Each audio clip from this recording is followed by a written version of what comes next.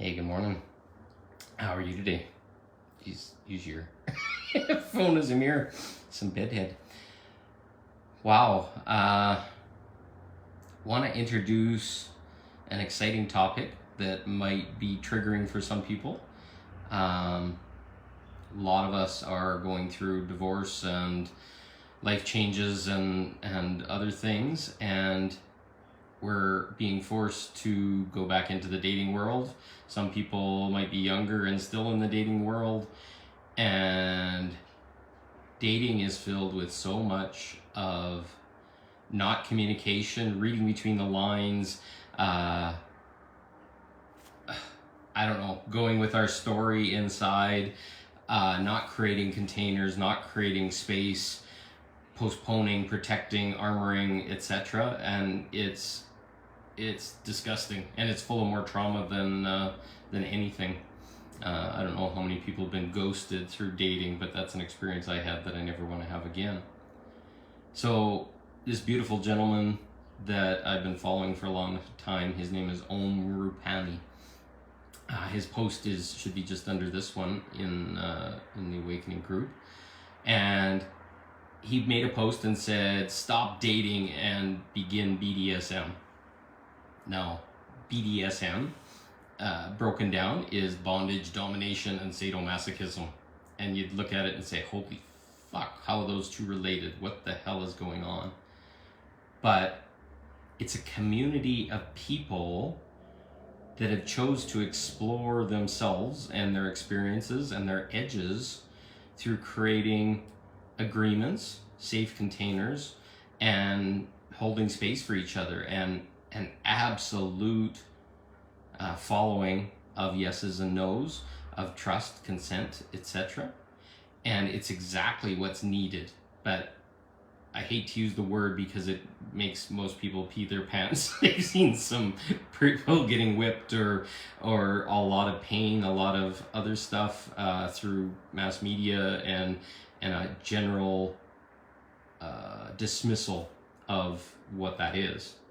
And don't get me wrong, BDSM can go to some far edges, bloodletting and working with our bodily fluids and other stuff. But to be able to get to a safe place in that, they created something very magical. And that's what I'm talking about here today.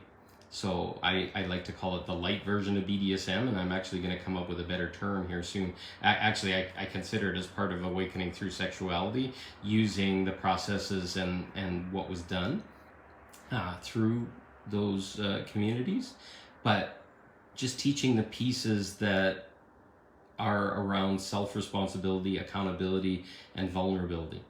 So in BDSM, we are taught to create what do you want to call it, a story or a playground or an act that you're going to go through with someone. Hey, I'm going to tie you to the bed, and I'm going to gently whip you with this flogger, and I'm going to touch your body in these ways. And then at the same time, as we're setting that out, everybody knows what's expected. The woman knows her part, the man knows his part.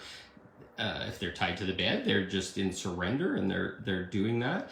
But they have an idea of what's going on. It's not just expected that something's going to figure out. And then there's this really important part of consent. So you agree to the playground or the play beforehand, and then you have discussions about how that's going to look and how that's going to work and what your boundaries are. So it's like, hey, I want you to touch me, but I don't want you to touch my nipples today because they're really sensitive, or I'm on my period or something. And you set up this gentle container, and you make an agreement of what's going to happen. And then you talk about consent. They use a term called safe words. So it's like, if at any time you are triggered or something's coming up that makes you feel uncomfortable, you say a safe word. That might be red or stop or supercalifragilistic or something, but something generally that's not going to come up in normal conversation. And then you build trust with this partner by using that safe word. So if it's the first time with a person or whatever, you're going to go in and maybe they'll be just starting to massage you, and you'll say red. And the person, if they're honoring you properly, they're going to stop. And for some people, this is like massive healing just to even start, that people are listening to them and whatever, because there's such a story built up about they've been abused or whatever, where stop. And then it's like, okay, stop. No, stop doesn't mean the day's over and you're complete. At least if your agreements say something, you should be exploring that. Hey, what's coming up for you? What's going on? What do you feel? Where do you feel it? Let's talk about it. Let's breathe through it. And then you ask again afterwards. It's like, hey, would you like to continue? And it's like, no, I'm not feeling it today. And sometimes that can be the most massive healing session you've ever had, because for once, a woman had a choice. The man got to honor and respect her by hearing what she said and honoring her. And yeah, maybe he's dealing with, okay, he wanted more, but he's respecting, and there's reverence and other things that go on. Now, as you progress through this, you go through your yeses and your nos and your whatever, and you get to the end and you feel respected. You feel like you went where you could. And as time goes on, that respect and that trust builds. And that's key for going into the vulnerability phase of what I was talking about. As we build vulnerability and we can start sharing, like, oh geez, that really hurts, or this part of my body hurts, or I'm afraid of sex, or I'm afraid of penetration, or I'm afraid of going deeper, or sharing this thing that might scare you away. And then you can have compassion and you can just witness and listen. And these really magical places happen all by making an agreement at the beginning. And it doesn't even have to be sexual. It can be, okay, we're going to go do this and you're going to massage me with my clothes on, or whatever. But it's building of a trust. And you also need to honor yourself by speaking about what you want. Like in my world, touch and intimacy and eventually sexuality is something that's really important to my body. It gives me calming of my nervous system and allows me to experience emotion that may be hidden underneath, but through pleasure and sharing and vulnerability, I can all of a sudden start to heal. And most of us are taught that it's shameful to be with a person and not have married them before sexuality.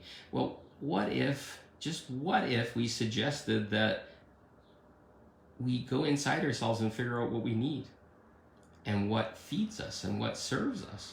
And that might be sexuality, but it terrifies us to have a relationship, to have to commit to somebody long term and all this kind of stuff. I'm going to tell you right now, that's a lot of men's mindsets, because as we progress into sexuality with a woman or whatever, there's an expectation that now we're going to move in and now we're monogamous with each other and now we're whatever. And it feels like we're giving up all possibility for this person. So this crazy dance of testing, and women do the same things. They won't even share their sexuality until they feel safe in some way, but it's never disclosed. It's never discussed. And a lot of times the man can feel like he's just trying to please or prove himself to them. So if we get into this place of consciously negotiating what we want instead of dating, and we talked about sexuality quite rapidly, but this can be a simple things of like, hey, a very first conversation that might be useful is, hey, do you have kids? Do you want any interaction between me and your kids? And do I want any interaction? Because that's a sensitive spot sometimes. And if we're dating a lot of people, it can be very uncomfortable for the kids. Hey, am I okay to come to your place, or do we have to come to my place? And oh, by the way, I'm living in my own place or whatever, and my kids are with my wife or ex-wife. And you can get really simple things like that. And then you start to say, okay, well, I like lots of touch, and I'd love to see if that's something that you like. Do you like to cuddle? What would be the terms that you'd be prepared to cuddle with me? I like to touch. Do you like to kiss? Can you imagine if you get these things all out? And then as you progress, there's actually a relationship thing that I'm developing where it's kind of like a question and answer that you answer beforehand. I've talked about it in the 3 months relationship agreement, which is very much like this dating thing, but it's like, hey, I'd like to spend the next 3 months with you, and monogamy might be nice so that we can explore each other. And do you like sexuality? And is that something you desire? How often do you want it? To get those things out in the open very early on can be a bit squishy and uncomfortable, but holy fuck, it's going to serve you like mad as we move forward. And then if you like, hey, I like sexuality, well, what are the terms that you feel are important before we proceed to sexuality? How would that look? Can you agree to tell me where I stand on this stuff so I'm not questioning all the time or feeling like I'm having to prove? And if you like sexuality, what kind of sexuality do you like? Do you like touch or intercourse or breast massage, or you got to get it all out on the table in a vulnerable way, and then your partner's going to know what you like. And if you like bondage, or you like domination, or you like those things and they turn the hell out of you, would you not want that out in the open very early on, so you can kind of step away if that person is like a hard no? Or in my world, if it's like, we're not having sex until we're married because I'm Catholic or Christian or whatever, that's a non-starter for me. Because to learn a person, to figure out who they are, you got to see them at their most vulnerable. And that's sexual, that's naked, that's whatever. And there's far, far too much shame around us being in our pleasure. And trust me, if you have a well-rounded physical relationship with your partner, you're going to be calmer. You're not going to be armored up and confused. And the likelihood of that relationship working out is much more. And I'm going to tell you this as well. When we're early on in a relationship and we're still not sure if it's going to work out, to be vulnerable about your darkest stuff early on, so that's out of the way, and you don't have to hide yourself or feel uncomfortable about this facet of yourself all the time. It's going to make the relationship that much more open. It's like, I was raped as a child, or this happened to me, or my mother did this to me, or my father did that to me, and it makes me sensitive to X, Y, and Z. And then poof, that person now knows, and it's a wound, and it's like, and you're in the middle of sexuality, and all of a sudden fear rushes over her face, and you're like, hold on, what's going on? Maybe she's in her rape energy. And you can step back and say, hey, what's going on? She opens her eyes and she's like, what? It's like, hey, what's going on? I'm a little afraid right now. And it's like, okay, I'm going to lay down here beside you. Can we talk about it? Would you like to talk about it? Poof. All of a sudden it's like, somebody wants to hear me. And it's like, well, it's pretty messy and maybe you won't like me afterwards. And it's like, fuck, in my world, somebody that's willing to share that kind of stuff and get deep and go through their emotion and be vulnerable enough to share it, to let it go, that person goes up 1,000% in my world.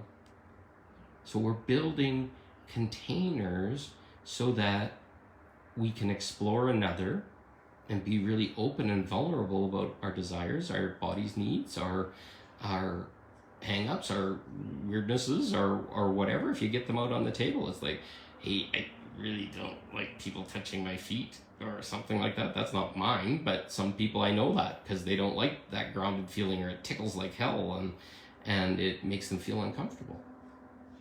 But what's your gritty little weird thing? It's like, I can't stand the fingernails on the chalkboard sound, and don't put your knife on the plate. And those are all the crazy ass things over the lifetime. Now I'm going to tell you this right now. I could have been married. I was married for 15 years. And in that 15 years, there was so little I knew about my spouse over that time because it never came up. We never got to that level. Sexuality for me was missionary, and it didn't last more than about 4 minutes. And sometimes it was crazy. She was giggling, or she was afraid, or whatever in the middle of it. I couldn't understand it. I thought it was something wrong with me. But until I understood that there was some trauma there, it made all the sense. But I didn't have that knowledge to know that. I thought I was wrong and I was bad and I wasn't worthy and I was doing something wrong. And no, it was to speed it up and get rid of the fear trauma. All that would have been required was, hey, I'm not feeling good right now. Can we talk? And then share vulnerably, and something beautiful happens.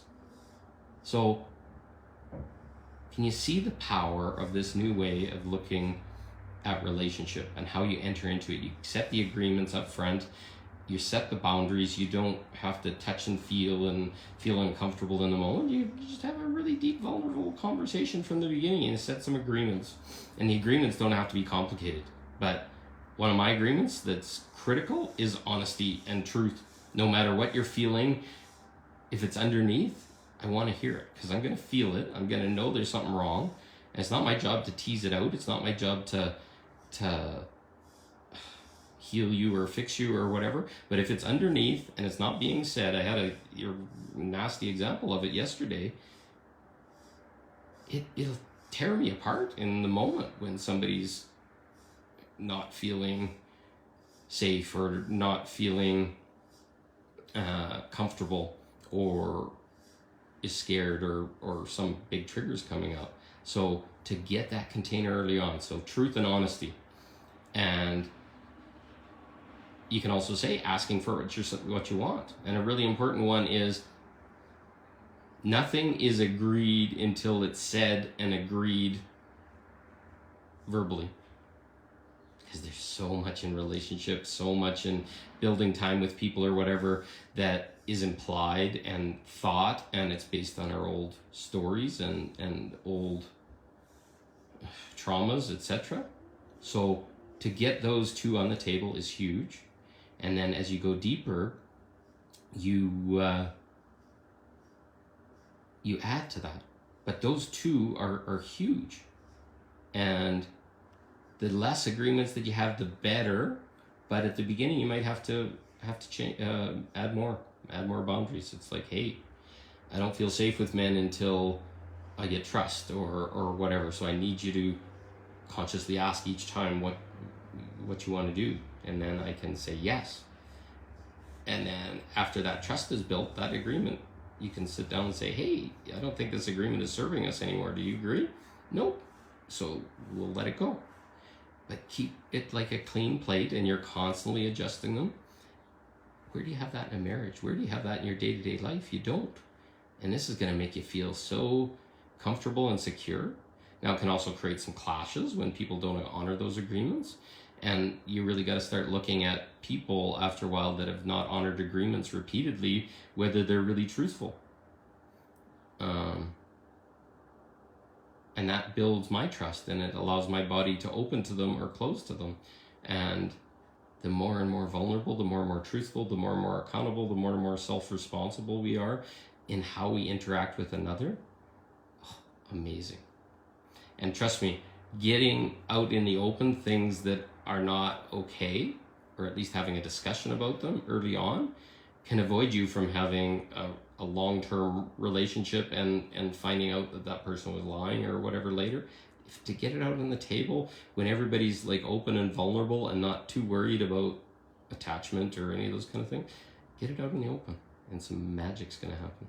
So look for more. I'm gonna post some of this stuff coming up, and I'm going through my own journey right now. I'm going back to dating and starting to open to more people in my life, and this has worked in my past, and I want to more formalize it, and I want to get that out with people that I'm trying to connect with.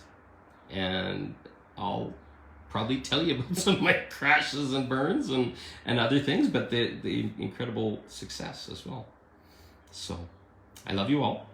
Keep watching, and we're gonna find a way to make this world a better place. Talk to you soon. Thank you.